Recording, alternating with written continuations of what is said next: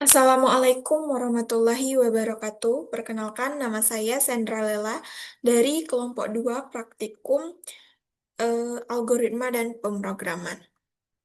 Jadi di video ini saya akan menjawab pertanyaan dari soal nomor 1, bab 4. Nah, soalnya itu, buatlah program untuk mencetak bilangan sebanyak n dengan ketentuan jika n bilangan kelipatan 4, maka cetak A. Jika n bilangan kelipatan 6, cetak B. Jika n bilangan kelipatan 4 dan 6, maka cetak A dan B. A, B. Oke, langsung aja kita buka ke kode blocksnya. Nah, ini coba kita lihat outputnya. Aku masukin nilai 100. Nah, di sini yang kelipatan 4 itu dicetak A, kelipatan 6 dicetak B, dan kelipatan 4 dan 6 dicetak A dan B. Gimana programnya? Oke, yang pertama seperti biasa include IOStream supaya memanggil library em, supaya bisa menggunakan fungsi input dan output. Terus selanjutnya using namespace std supaya kita nggak perlu terlalu banyak nulisin std tiap barisnya. Terus in main itu fungsi utama.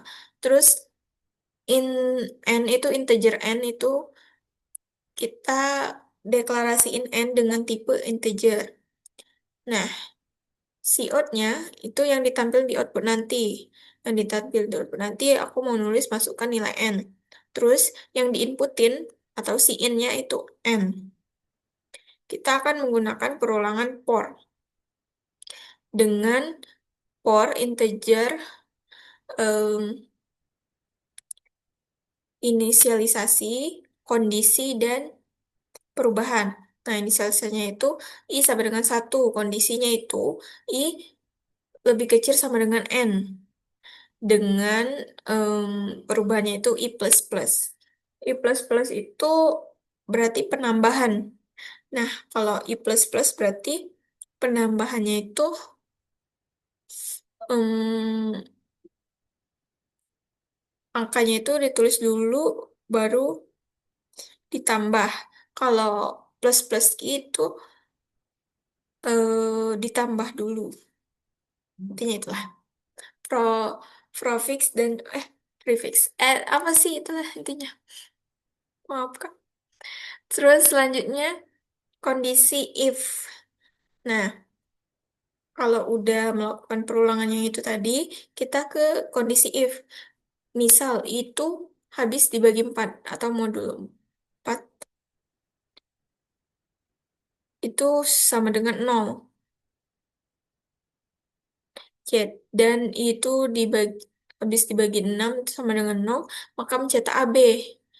Kalau bukan, berarti I ke kondisi selanjutnya, I habis dibagi 4 sama dengan 0, itu mencetak A. Kalau bukan lagi, kondisi selanjutnya lagi. Bagi 6 berarti mencetak B. Nah, kalau enggak berarti langsung cetak I, itulah saja. Lanjut ke sini. Di programnya tadi, sekarang ke pseudocode. Var itu tempat pendeklarasiannya tadi, variabelnya tadi n, integer. Bagian itu mulai, write itu yang ditampilkan di output. Masukkan nilai n, read itu yang diinputin n, ini for tadi. Terus bagian, nah, itu modulo 4 sama dengan 0, maka cetak AB. I modulo 4 A, I modulo 6 B. Kalau enggak, berarti cetak I itu sendiri. Ya, aku mau eh, deskripsi variabel. Aku bagi layar aja.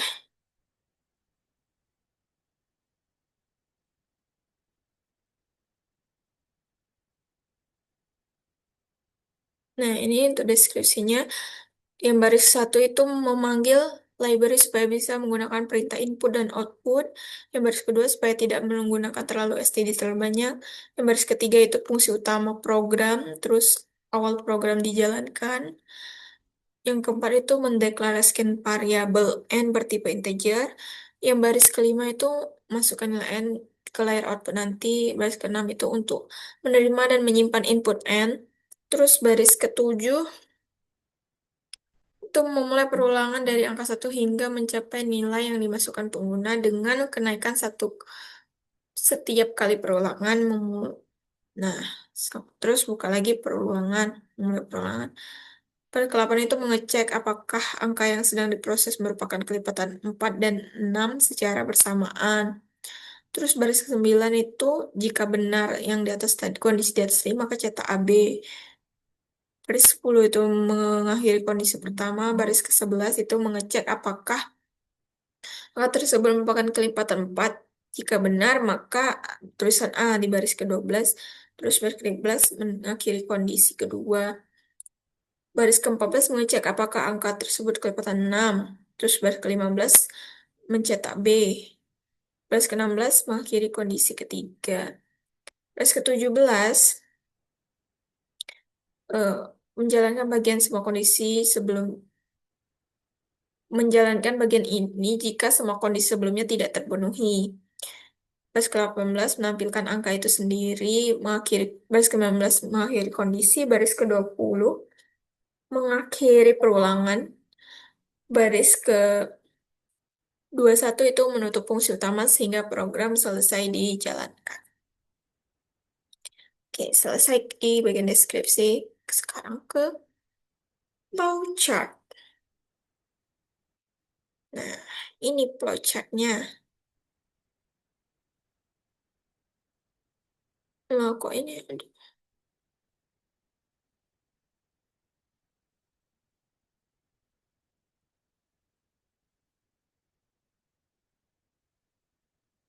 Oke, yang pertama itu dimulai dari start. Terus inputannya N. Selanjutnya, setelah kita inputin N, masuk ke perulangan yang pertama. Perulangan for tadi dengan eh, I sama dengan 1 sampai N. Misal N-nya itu 5. Berarti I sama dengan 1 sampai 5. Nah, kita melakukan perulangan. Benar nggak I sama dengan 1 tadi sampai N, kan? True nih. Jadi kita langsungkan ke I++. I++ berarti satu dulu baru sini. Lanjut lagi. I++ lagi 2. Lanjut lagi ke sini. Sampai N-nya tadi misal 5. Nah, kalau lebih dari 5, lanjut ke sini. Ke kondisi if yang ini. Karena dia nggak, kan apa, harus sampai N kan. Lanjut ke kondisi di mana I modul 4 tadi sama dengan 0. Ibarat kata tadi nih, jika itu habis dibagi 4 sama dengan 0, tidak ada sisa, dan itu habis dibagi 6 sama dengan 0, tidak ada sisa, maka mencetak AB. Begitupun seterusnya, yang ini I bagi 4. A, ini bagi 6. Habis bagi, jadi cetak B. Nah, kalau false, false semua. Ini false, false, langsung N. Ini juga, kalau misalnya ini langsung N. Selesai sudah. Ini agak keliru tadi, maaf.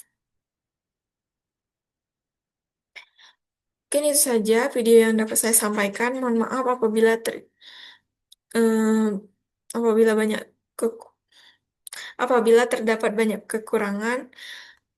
Saya akhiri. Wassalamualaikum warahmatullahi wabarakatuh.